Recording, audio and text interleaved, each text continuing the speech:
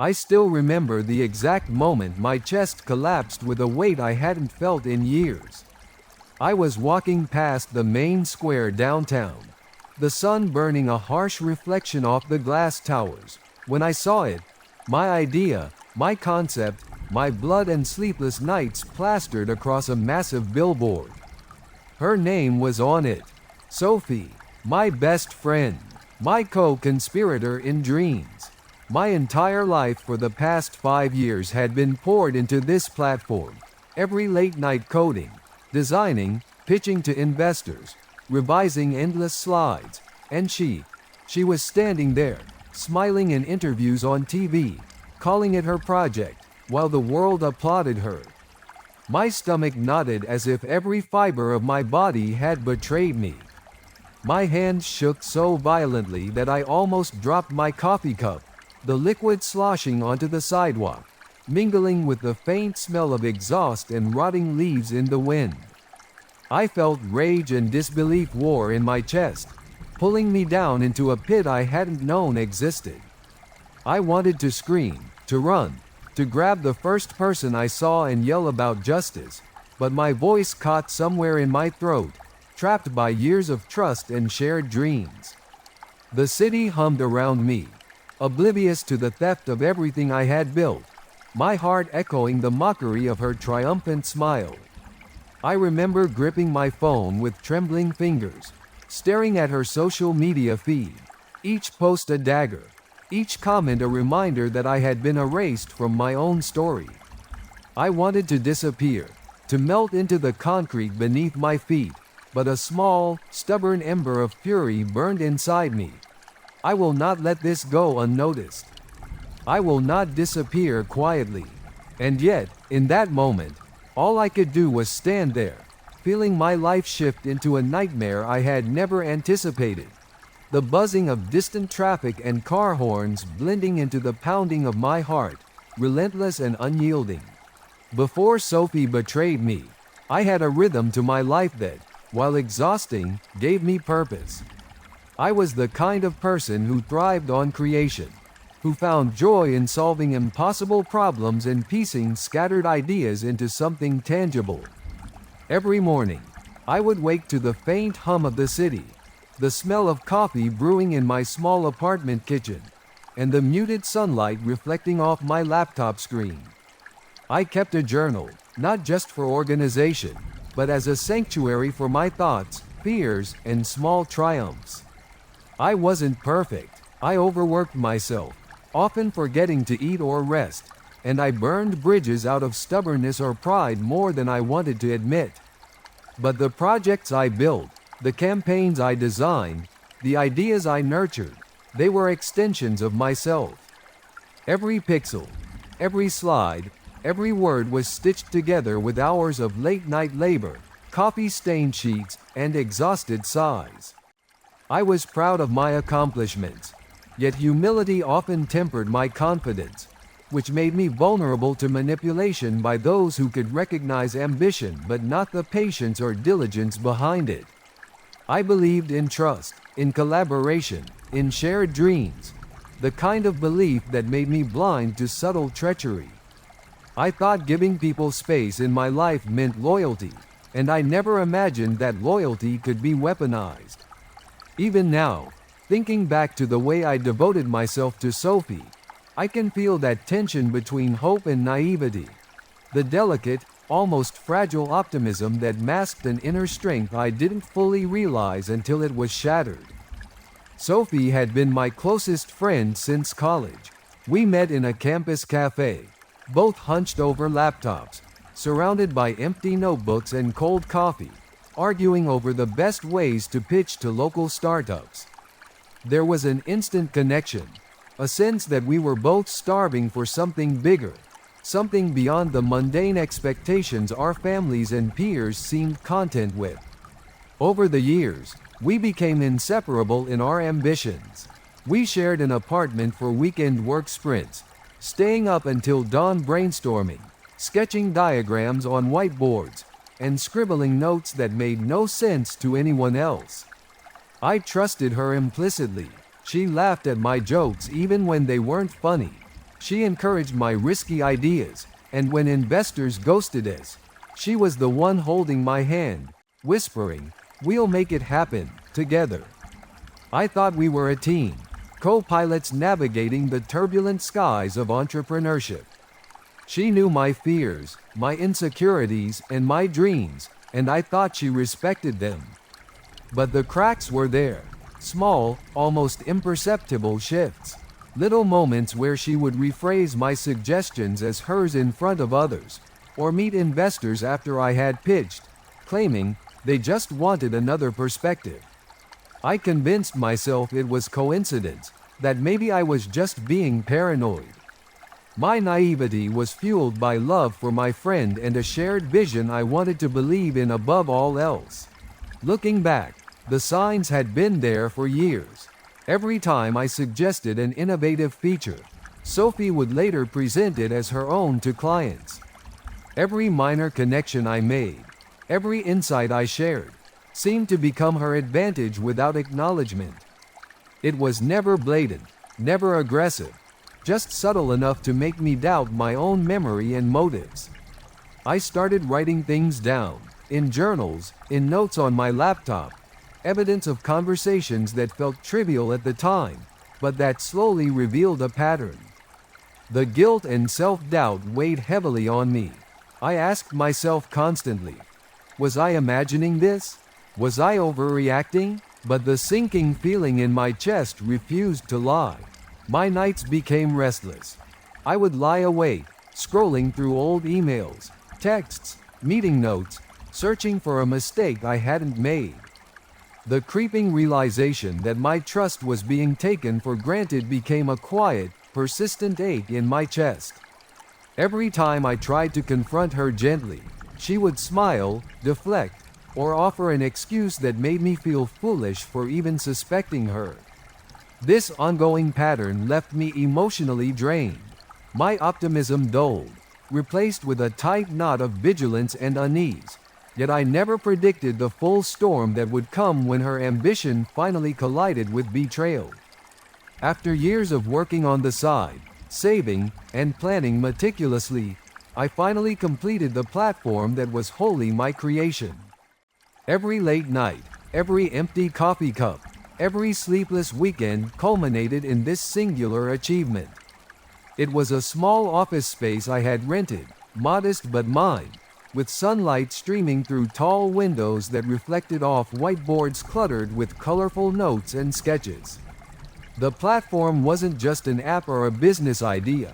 It was a piece of myself, tangible proof that I could create something from scratch and bring it to life without anyone else's approval.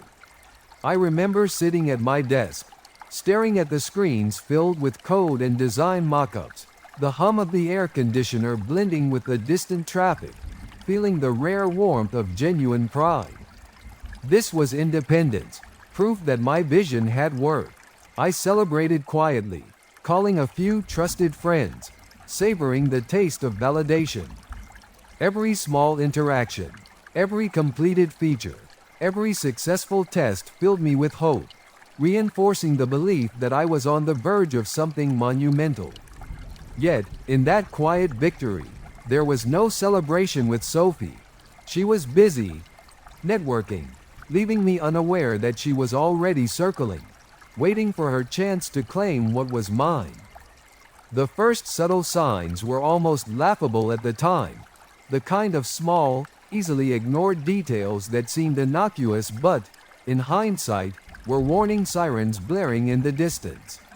Sophie started asking questions that felt pointed in a way that made my skin crawl. "So, have you considered pivoting your platform this way?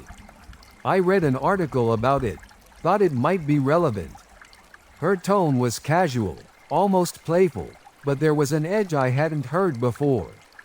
I remember pacing across my small office that evening, sunlight fading behind the skyscrapers outside, the clatter of my keyboard long abandoned on the desk, feeling a prickling in my stomach I tried desperately to dismiss. Then there were the investor calls that mysteriously ended up with her instead of me, polite emails that somehow felt manipulative, and little offhand comments about how she could help me improve things or add perspective. Every time I brushed them aside, telling myself, I'm imagining things, I felt a shadow of unease tighten around my chest. By the time she sent me the text about my investors being excited about changes I suggested, my hands shook violently, the mug in my grip rattling against the desk, and a cold wave of dread swept through me. It was that moment, sudden, sharp, unmistakable, that I realized my friend, my confidant, had already started rewriting my world without my permission, and I was blind to it until it was too late. I should have left when I first saw the subtle cracks forming, but I didn't. I stayed, clinging to our shared history, to the laughter and dreams we once shared. Then the first undeniable shift happened. Investors who had promised to meet with me suddenly rescheduled, with her, casual smiles plastered across boardrooms I wasn't invited to.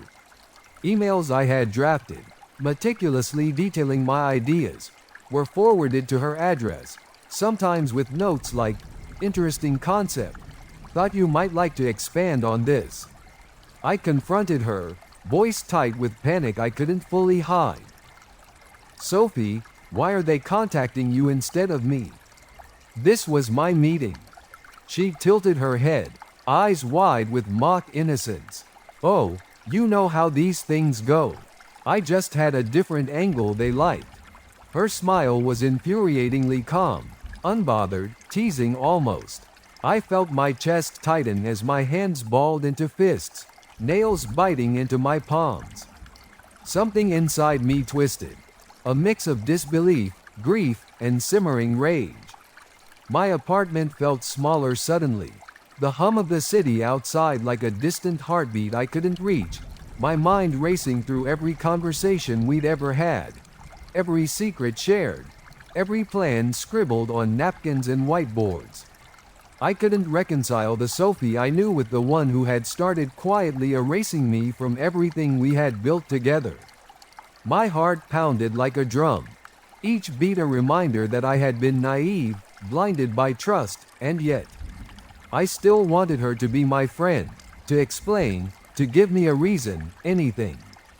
The full picture hit me the day the launch campaign went live.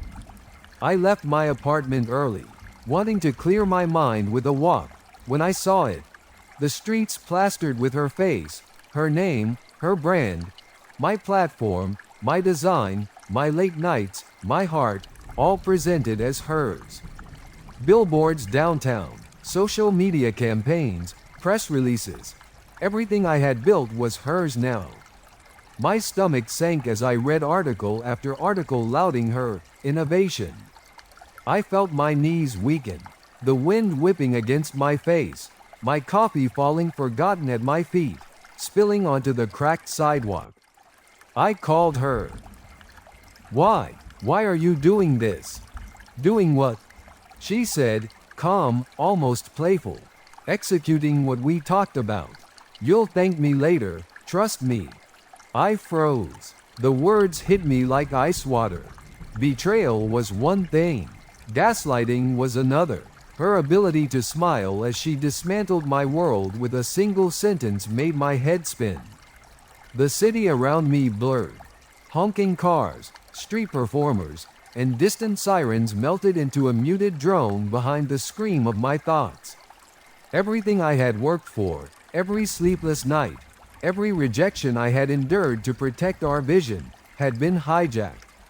I felt rage, heartbreak, and a strange, hollow emptiness coalescing into one raw, unyielding pulse.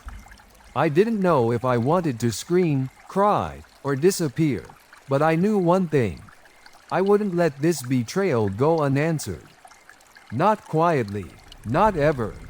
The hours after I discovered the full scale of the theft were a haze of shock, tears, and trembling. I wandered through my apartment, looking at walls lined with sketches, post-its, and screenshots, each one a reminder of my investment, my labor, my soul. I couldn't focus. My phone buzzed constantly.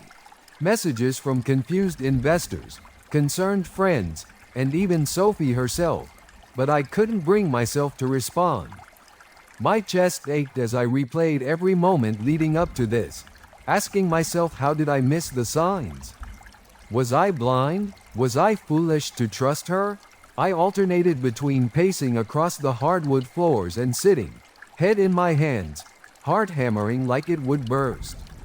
Every small sound, the hum of the refrigerator, the distant train, the faint drip from the bathroom faucet, felt amplified, taunting, a reminder of my helplessness. Sleep was impossible. Food was unappealing.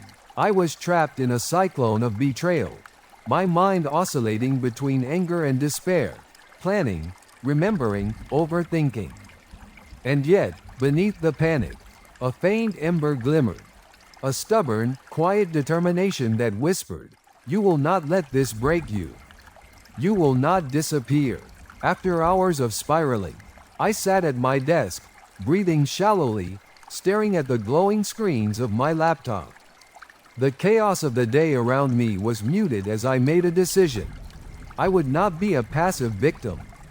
I opened every email, downloaded every document, cross-referenced meeting notes, and meticulously archived screenshots of my ideas, prototypes, and messages.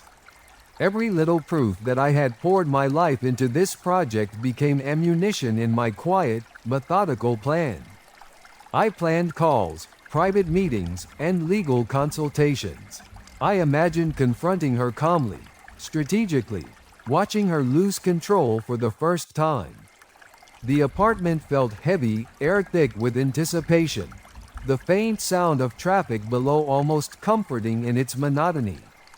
For the first time that day, a sense of control returned, slow and deliberate. I was no longer a passive observer of my life being stolen.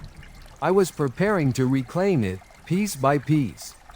And somewhere in the pit of my chest, anger began to transform into power, raw and precise, ready to be wielded with patience and precision.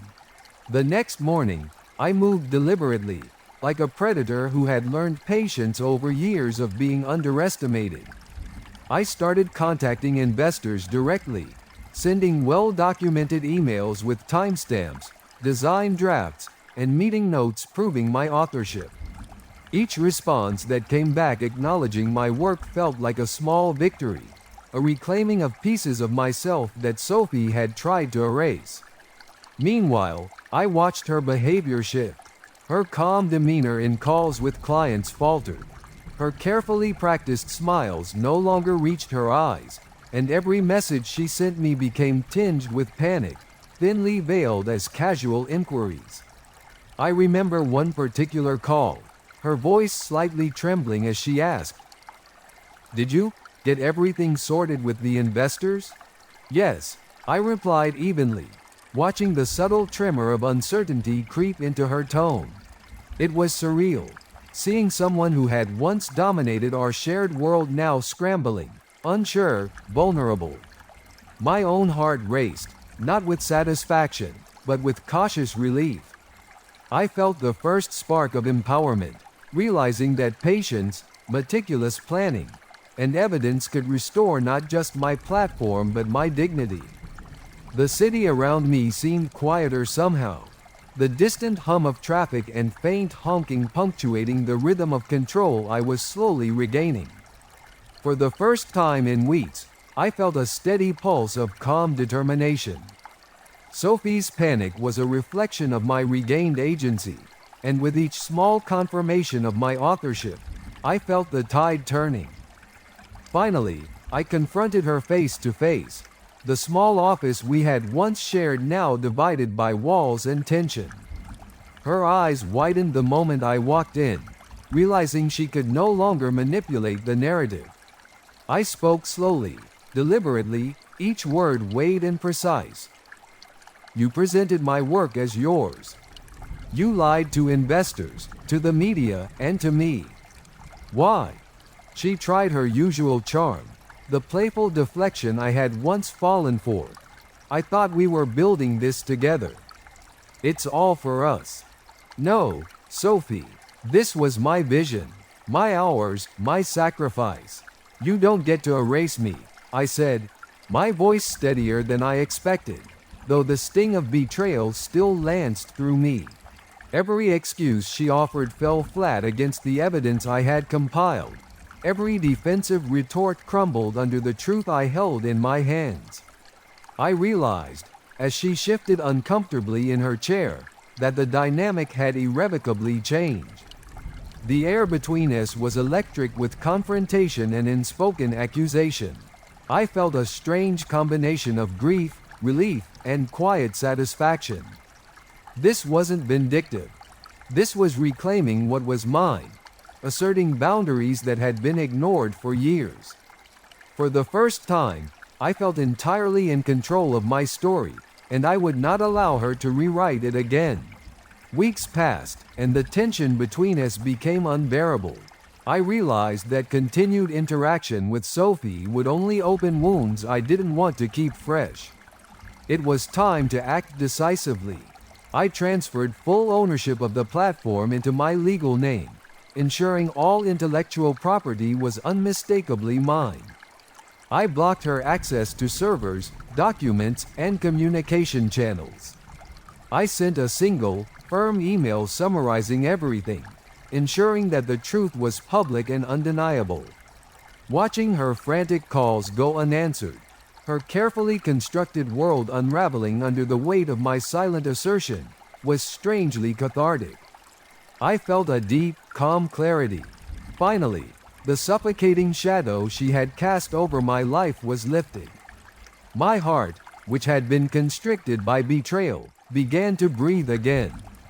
I had chosen myself. I had chosen truth, boundaries, and self-respect over guilt, manipulation, and fear.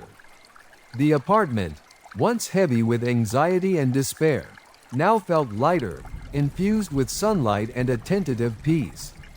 The cracks Sophie had created were no longer jagged wounds but markers of resilience, proof of my growth and refusal to be a victim any longer. Months later, my life felt quiet, stable, and unexpectedly full of joy.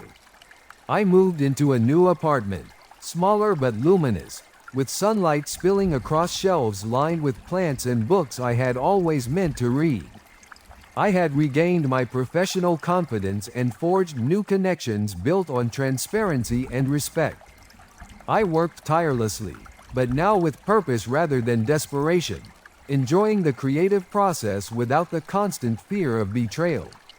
The city around me seemed softer somehow, the sounds of cars, chatter, and distant trains blending into a steady rhythm rather than an oppressive cacophony.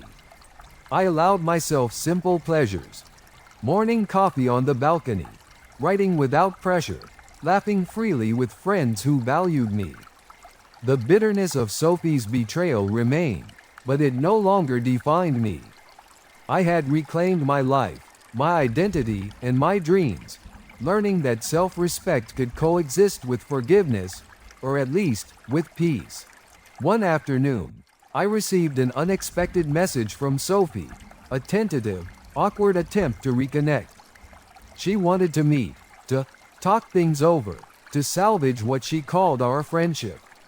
I stared at the screen, the familiar knot of old feelings tugging at me, but I knew better. My response was brief, polite but firm. I've moved on. I wish you well, but this chapter is closed. I didn't hear from her again. Walking through the park later that day, the city alive with laughter, music, and sunlight, I felt an overwhelming sense of liberation. The betrayal that had once threatened to consume me no longer had power. I had survived, reclaimed my life, and learned that peace doesn't require revenge, just boundaries and self-respect. I didn't win in the way I had once imagined. I simply stopped losing, and in that quiet, reflective victory, I realized something profound. Strength isn't measured by the battles we fight against others, but by the courage to stand firm in our own truth.